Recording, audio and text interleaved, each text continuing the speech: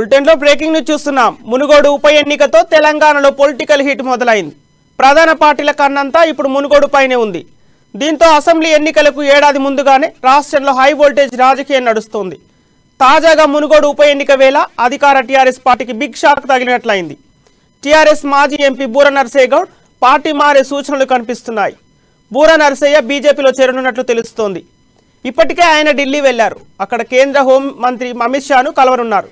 దీంతో ఢిల్లీలో బీజేపీ తీర్థం పుచ్చుకోనున్నారని సమాచారం. మునుగోడు ఉప ఎన్నిక సమయంలో ఈయన పేరు తెరపైకి వచ్చింది.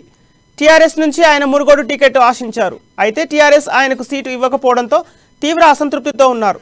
ఈ నేపథ్యంలో బూర నర్సయ్య పార్టీ మారే యోచనలో ఉన్నట్టు తెలుస్తోంది.